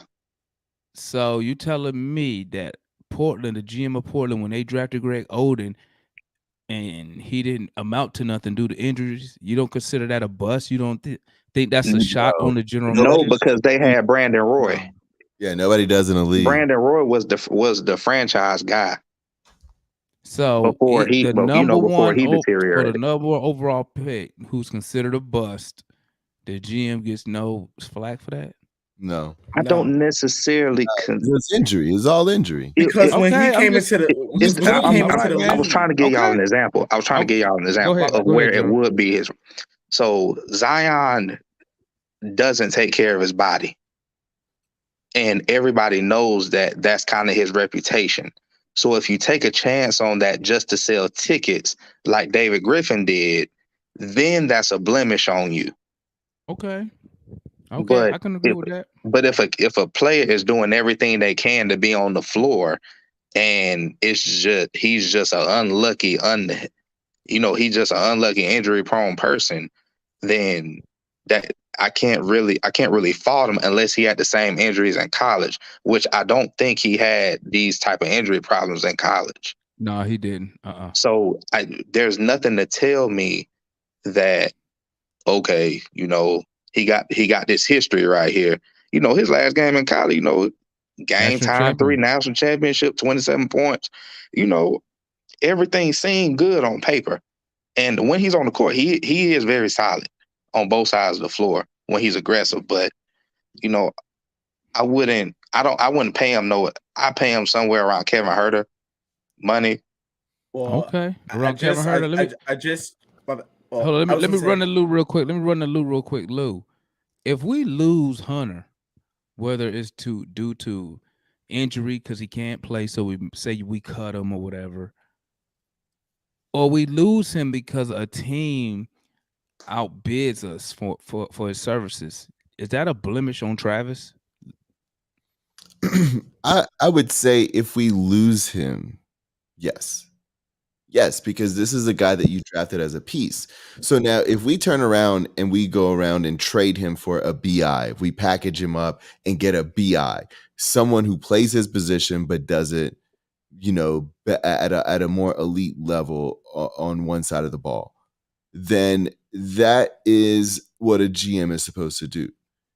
But if he goes into this year and he tries to pay him, a 3-year deal, for almost nothing, for 40 mil, and say, hey man, prove it one more time, and then we'll hook you up. If he gets that out of him, that would be awesome. But if he lets somebody come in for 80 mil and take the number 4 piece, that would then be able to be a tradable asset, whether he's injured or not, then that would be terrible on the GM. If someone comes in and offers him $80 million and you don't match it, then then that's not good. That's not good. Bad. Even though it sucks because I think that you could get him at 40 mil. If someone tries to get him at 85 mil and you let him walk, that's on you because you got to take that piece and then you got to be able to flip it for something else. Well, you definitely So- not. You definitely ask not you getting this. him. You're Let me not ask a gonna get him question. for no $40 million. Let me ask a I'll question. say that much right now. But Let me why? ask a question. So that's why I mentioned the double-edged sword. Because if you really think realistically right now, that Travis would be smart not to pay an injury-prone player, no matter what his potential is, $85 million. So that wouldn't be a blemish. That would actually be smart. Now What? we would be in the. We're in the same situation with John Collins, right? I think John. And we I think overpaid. John plays. I think John, in some ways, plays a bigger piece than Hunter does because he's on the floor more than Hunter. I disagree. In what way? I disagree. I think going into this year, we all talked about DeAndre Hunter needing to be the number 2 to Trey. Like unless he would have developed into that, we aren't going to be the team that we need to be because we put all of our eggs into that basket. But we know that he's not. But we know he's not healthy enough to be that number 2. JC is not a number 2. He's not a number 2 for us to win a championship. I agree with that. What I'm saying is that you can't say, well, in my opinion, you can't say that a player that has been hurt every year of his career. How many years he been in the league? Is it 3? It's the same thing. Let me ask you this. Okay. How would you feel if we would have lost JC for nothing, or now we have a tradable JC even at a 125 contract? I'm glad you brought that up because I was going to mention about that. JC is a tradable asset. DeAndre Hunter is not because he isn't healthy. But we have assets that we can add to him to make him just as good. But you still have to. That team is not going to want to pay him that much money to obtain 2 first-round draft picks. The most that the team is going to offer for DeAndre Hunter is maybe a rotational bench player and a second-round pick. Then we got nothing to worry about. We were talking about if he got offered $85 million. Go ahead, analyst. Let me tell you. First of all, it's clear as day. We saw what the market was for Cam Reddish. Kevin Knox a first and a second-round pick from the Lakers. No one else was willing to give up their rising star for these guys. Listen, when you're talking about players on either rookie skill deals or sign and trade because you don't want to match a rookie skill deal, first of all, teams are going to try to take advantage of you because they know that first of all, you're going to either lose them for nothing or take this deal.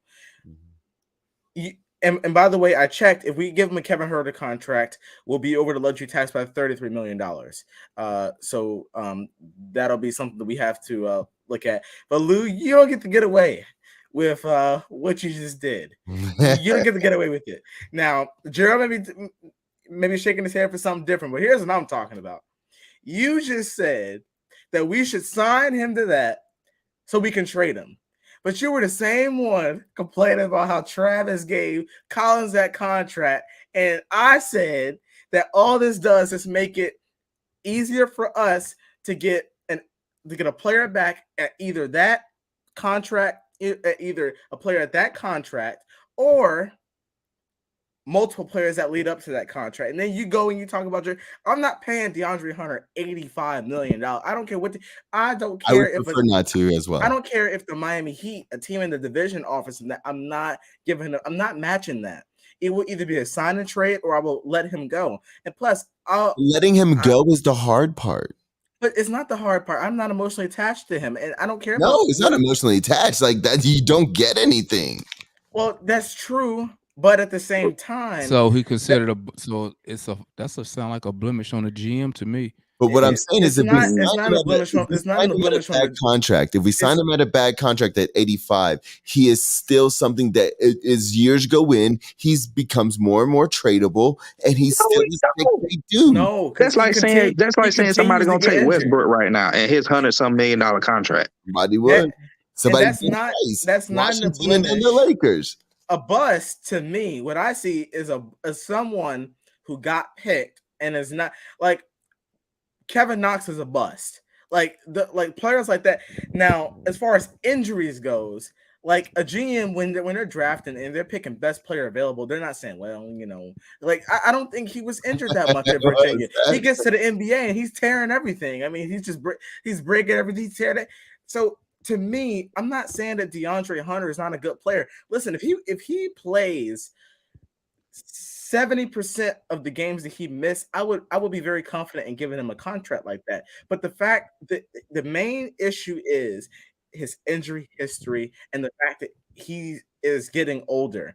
He will be almost 25 years old coming off his rookie skill. Okay. And you have to make a decision as the front office. If I sign first of all, Travis knows he's been a GM for a very long time. He's been in the front office. He knows what he's doing. So if I know he probably knows if I sign this guy to this contract, if I sign him just to trade him, I mean, first of all, I still have to give him some of that money. So I'm not, and then there's no guarantee that a team, unless you already have a pre-deal done, there's no guarantee that a team is just going to go all in and trade. Question: If you got 70 games from Deandre Hunter a year after giving him 4 years, $85 million, how would you feel?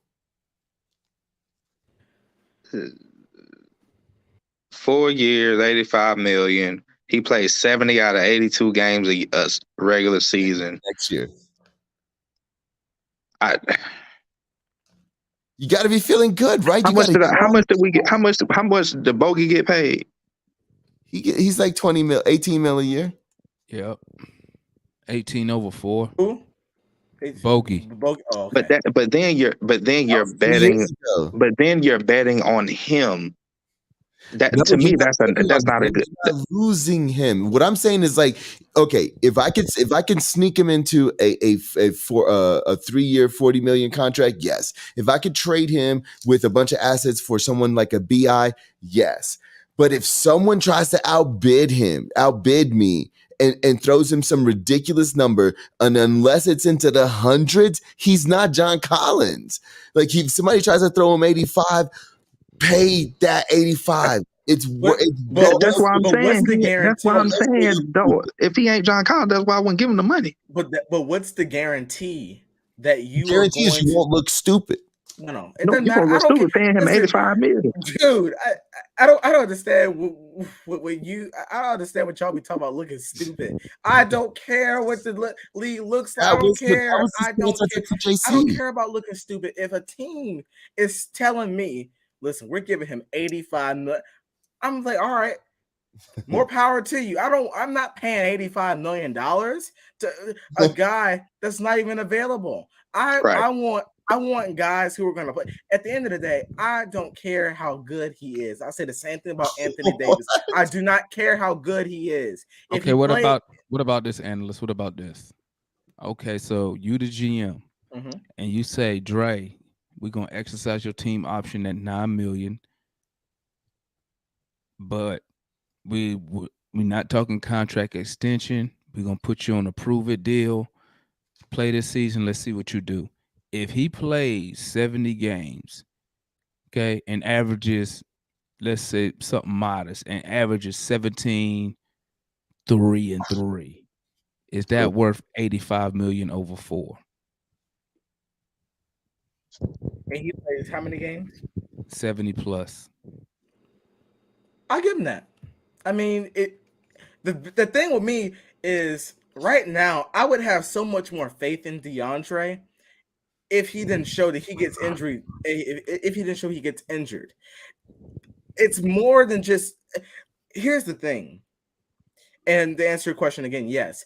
But here's the thing with me, and the same way if I was the Lakers GM, I would trade Anthony Davis. Listen, I don't care. Like, obviously, I want the talent. I want good players, but it does no good to the franchise if you're sitting on the bench.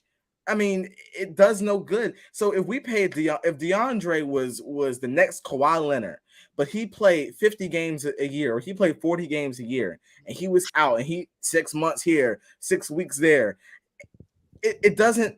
He doesn't help us. His talent. He And it what's worked for your the strategy Raptors. It worked for the offseason? Raptors. Well, what's y'all strategy for the offseason? Are you looking to offload Hunter, or are you Yeah. looking to Well, give that's up why. on I'm, Well, that was I'm and I'm that gonna was tell the you exactly question. what I'm trying to do. And that I'm was the talking. question. And that was the question. Let me say it again. Because Dwayne's like, who banged up the 80 million? Dwayne, this was the original question, so you can understand what's the so you can follow the conversation. The question is this: with Hunter's given knee injury, an injury history, okay, wrist? he's coming up on his last year of his contract, and basically what we're asking is, what does it take to, or what numbers does he have to hit in order for the Hawks to re-sign him? And the 80 million we came up with is like this. We either said, do you give him Kevin Herter money, which is the $63-65 million range, or if another team, because he's going to be restricted, so we can match. So I'm saying, if another team came in and said, we'll give you 80 million, would you match to keep him? Go ahead, Yeah. Anders, with your thought. Well, I was just gonna. I was also gonna throw an offer out there. First of all, you asked would we be looking to offload Dre this offseason? Absolutely. I'm looking to offload everyone except for Trae Young. I'm looking for any deal to improve the team. But if I'm looking for a trade for DeAndre, I know I'm not going to get another valuable player in return. So maybe I take DeAndre in the 3 first we get to move up in the draft, and maybe we draft, a guy that could possibly a guy that could possibly replace. Listen, I'm just trying to think of ways that either we trade Dre, or now I would hope that a team doesn't come in and say we'll pay him 80 billion. I would hope that a team doesn't do that, because if That's they exactly what's do, gonna happen. and if it does, I'm not going to come up here and blame Travis for not paying a guy that hadn't even reached 70 games a season 80. But he did it plus. with JC for more money. Let me tell you, JC earned that off longevity too.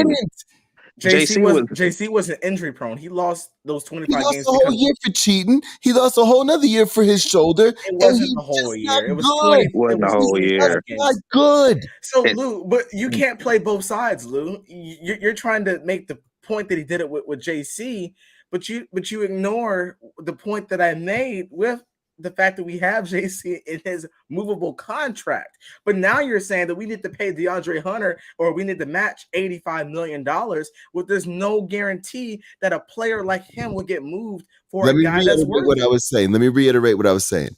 There would be no way that I would let another team outbid me in a restricted free agent situation up until about $85 million. It would be a no-brainer.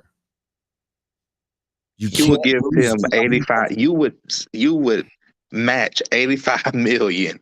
First of all, the owner for would a not let you player do that. it. First of all, the owner wouldn't even let you do that. Hold on. That would be the last option. Analyst. How long is the rookie deal? 5 years. So in 5 years, a player that may have played 110 games out of 400 and something. It's tainted because of COVID and also the minimal years. And you also got to remember, guys. You also got to remember, in pro sports, you pay younger players based off potential. You only pay veteran players based off what they've already done. Potential, assuming you don't have a sketchy injury history. I was gonna say, as far as that potential, injury got to be included. It's included. As far as a potential thing, I won't say we pay. I don't say with that, a player has to show how.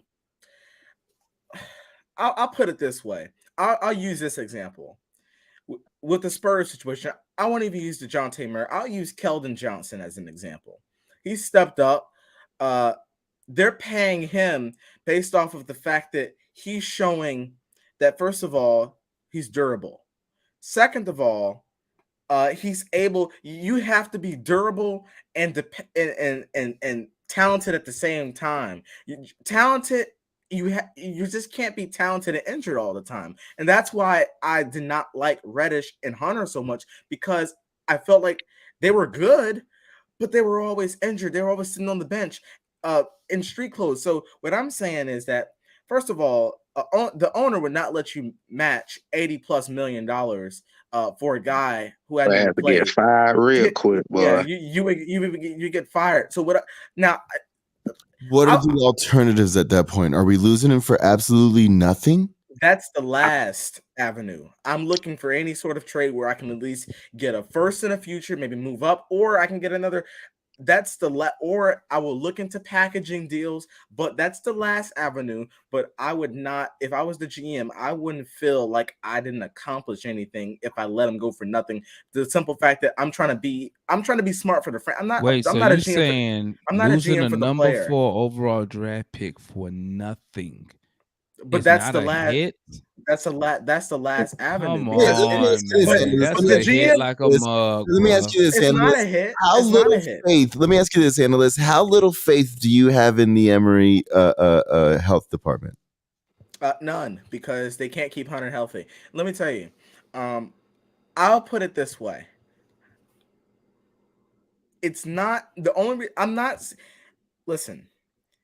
First of all, it wasn't our pick that we picked Hunter. I mean, we traded, I believe, a second round.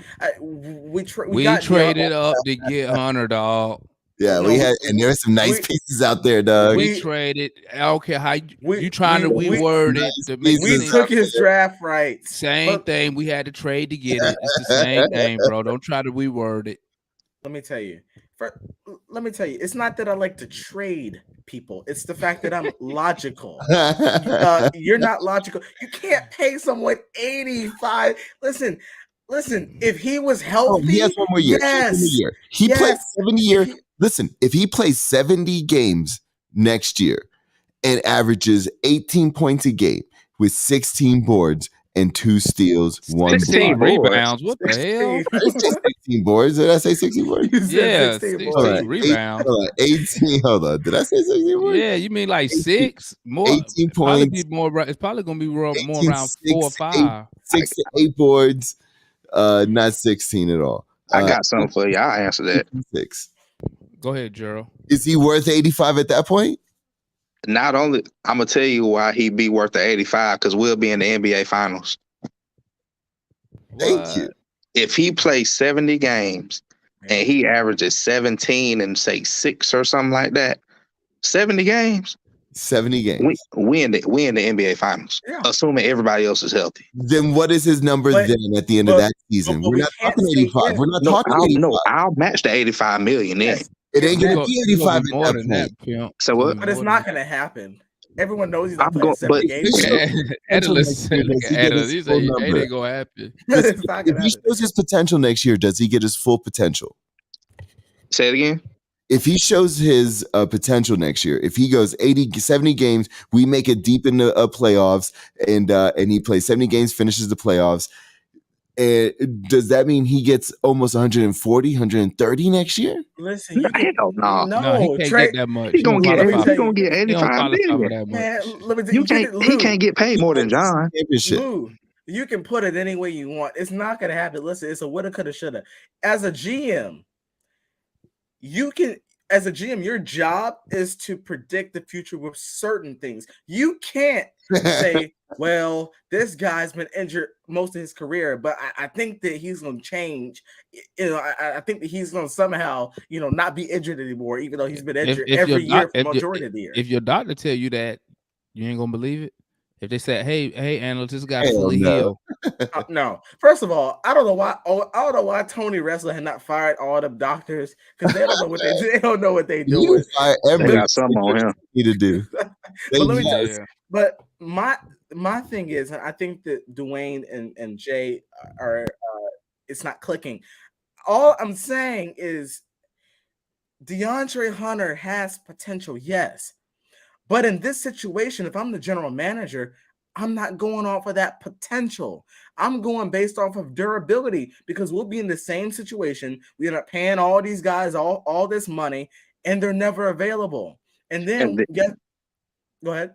You're right. I was gonna piggyback off of you, and then on top of that, if we do got to get rid of him because he stayed injured, then we got to give away our first round assets just for somebody to take the contract. Exactly. Okay, well, what about Bogey? Bogey had an interesting time in Sacramento, but in order for us to get him out of Sacramento, we overpaid considering everything considered. What if we wasn't an overpay? It was not an overpay. That's the market. They didn't match it. You say we overpaid for Bogey? Wow. We didn't overpay. They didn't match it because they were trying to make room for Buddy Hield. Yeah, we overpaid for what their numbers were, their budgets. So y'all can play semantics all y'all want. We could have offered him $2 million and they wouldn't have overpaid is based on the market, not based off of what one team was willing to pay. Hold on. So we found out what their number was, and we gave them and we offered him more and another year. That's to me overpaying what they said his number. So what's his contract? Okay, but no. This is what I was going to say. Is what if we offered that same exact contract or what if that same exact contract was offered to DeAndre? Would that be enough for us to let him ride like they did Bogey, or would we want to match? What's his contract? I don't remember the numbers. I think it's like 75, 85. What's Bogey's I contract? think it was in the 70s, I think. Anybody know? Analyst, you the go-to guy.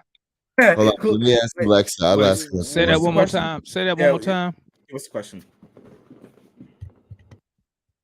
Who contract you talking about? Bogies. What's the question? Bogey had 4-year dang, I want to say like 67 million. Yeah, that's the market. And he had like a 15% trade kicker in there too. Yeah, but that's no different than Kevin Herter's really outside the trade kicker probably. Yeah, Kevin Herter got a little bit less, like 63, I think analysts said. I'll pay that. But Bogey got 4 years, 72. Okay. Yeah, I thought it was in the 70s. Yeah, okay. I'll pay that because Bogey's career numbers are better than Kevin Herter's or whatnot. He's in a slightly higher tier. I'm gonna tell you this much: if Travis loses DeAndre Hunter for nothing, that's a big blow on his resume. Because now he done lost both of our wings that he drafted. in the we top didn't lose. 10. In the top 10. It's not necessarily Cam Reddish.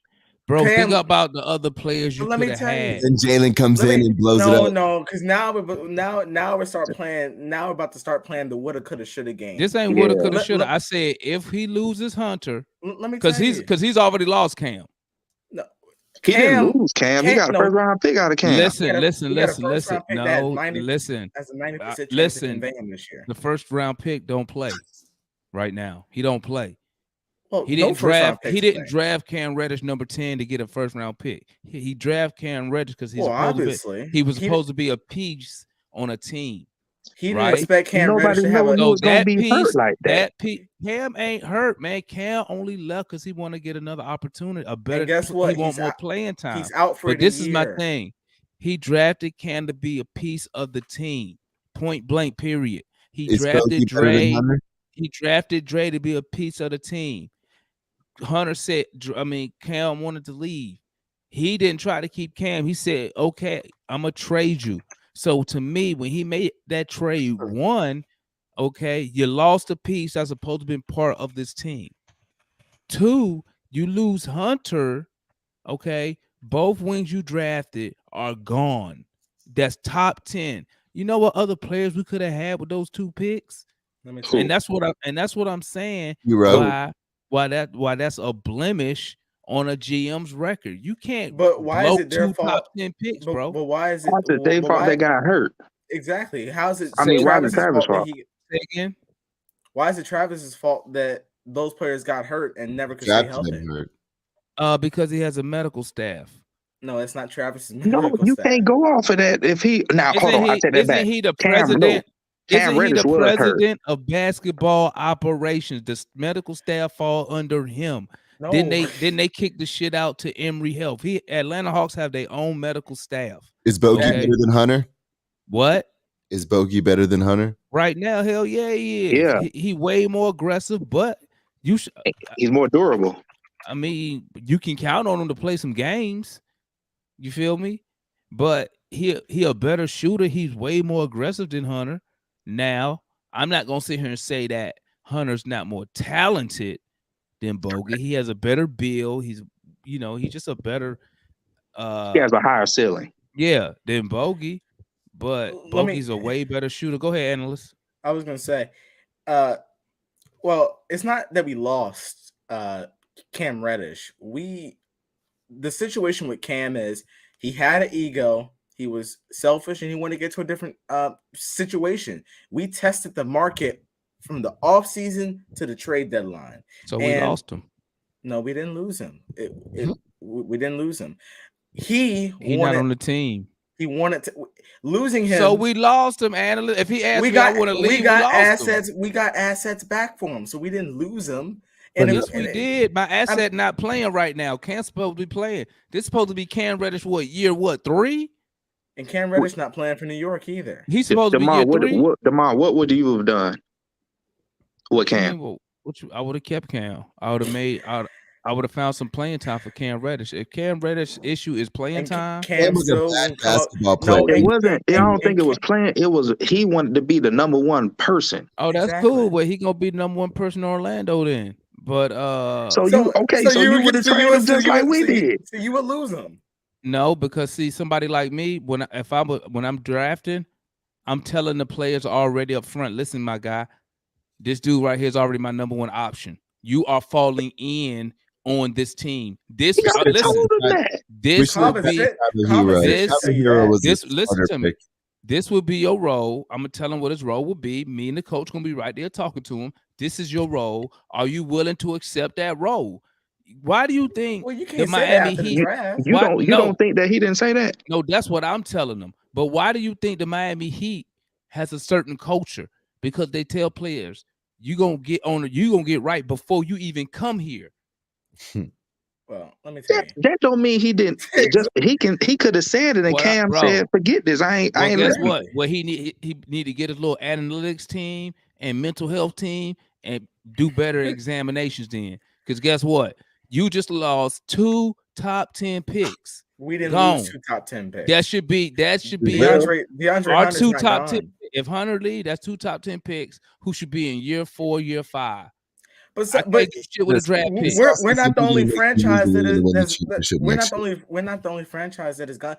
I didn't say we were the only franchise, man. I didn't say that. I'm just talking about. I said that's a blemish on a GM's record. That's all I said. A blemish is Zion. No, because the cause of Zion still can play. The cause of us letting him go, the cause of us being skeptical of him is his injuries. Travis has nothing to do with that. That's the cause of it. Travis is not gonna be letting go guys. Then he should have traded him. We traded Cam. We got the best we can. The market is not going to be popping for Cam. Can't play analyst. Let me look right now. Let me look on roster. I don't see first round. What's first round pick jersey number? I can't play the first round pick right now. Let me tell you. First round pick don't benefit me right now.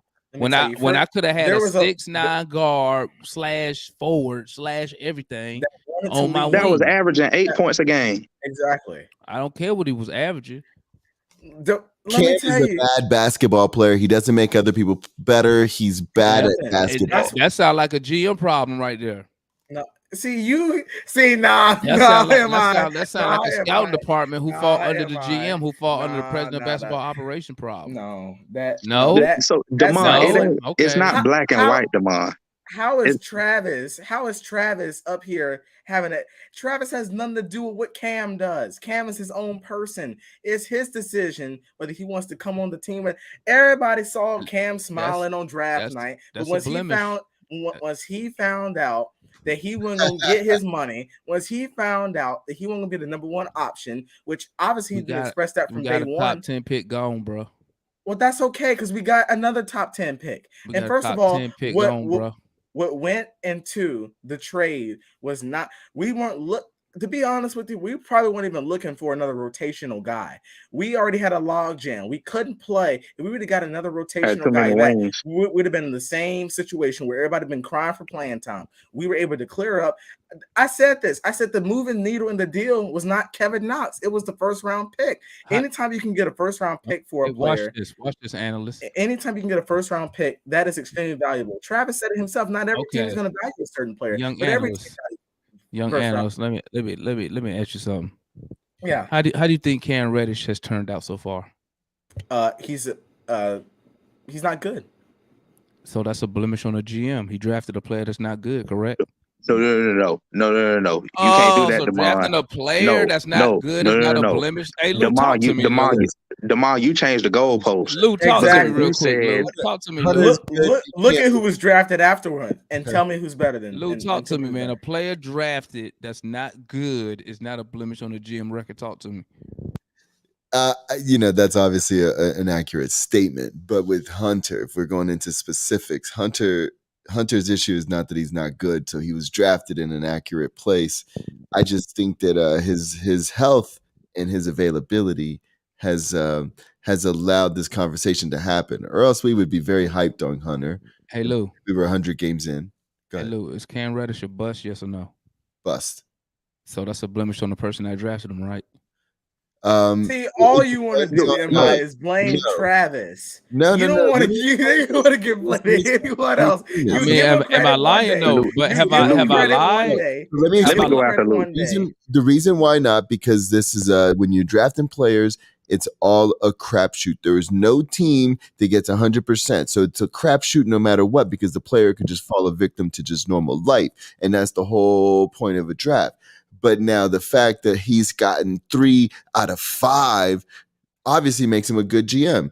If he's gotten 4 out of 7, he's still a good GM. So if he get credit for the good players he drafted, no, you give him credit. You say no, because Lou said if he Lou just said, hey, Lou said if you drafted 4 out of 7, that's good, right?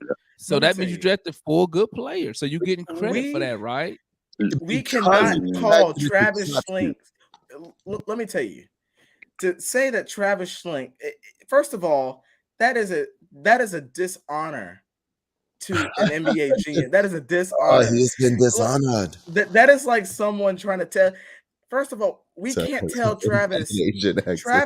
does research and here's what I say. Here, everybody telling us, well, we passed up on this player, passed up on this player. Let me tell you, don't you think none of the teams would have wanted Donovan Mitchell? Yes, but you got to look into this. But no one looks into it. Yeah, look into it. When you bring players in for workouts, you evaluate them. Who's to say that these other guys did not work out well?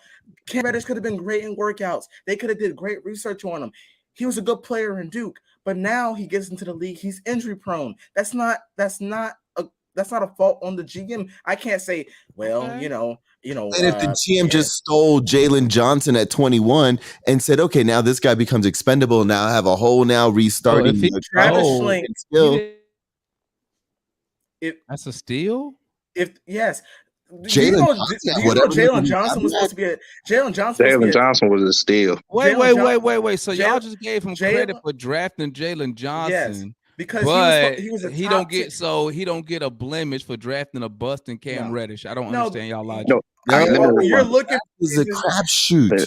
Let me respond. Also a crapshoot. So we just gambling with top 10 picks. Is that what you're saying? Jalen Johnson, by the way, was projected to be top 10 until he had his issues at Duke. I mean, anyone could say he was projected to be. Yeah, he was projected. I mean, I get all that, but I'm saying y'all hyping it up like Travis did something outstanding, but then y'all won't knock him when he messes up a top 10 pick at Cam Reddish. He didn't mess it up. And I'll be real quick, Gerald. Let me tell you, if we were 20, gonna defend this guy to the end, bro. He gonna defend him to the end, man. If we were 20 to 25 games over 500, Travis Schlenk would be in the running for executive of the year. But we're not. Yeah, well, if my nan had wheels, she'd be a bike. Yeah, we not 20 games over 5. We are 2 games over 500, bro. Because of lack of the player's mentality. Listen, all I'm trying to say is you blame, and then blame. I just said, is that a blemish on the GM if the number 10 pick you draft you is a Travis bust? For everything. Is that a blemish? Y'all told me no, that's not a blemish. You blame but Travis if he draft a top 10 dude at 16, that's amazing. You blame Travis for the medical staff. Hey man, listen. Gerald, help us out. Gerald, help us out, Gerald. Then we're gonna close the show, man. All right. So originally, when Damon posed the question, it was about, correct me if I'm wrong, both first round picks, losing both of them, correct? Yeah. That's why we answered the way we answered. Now, if you would have asked, and then I changed it. Then I changed the question. So once you changed it, it seemed like you was moving the goalpost.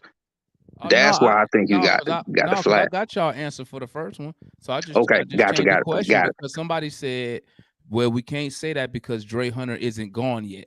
So this one I switched it to just one. That's when I got it. Okay, Cam. I see what you're saying. So I would say Cam's probably as of right now he's a bust, but that doesn't mean that can't change.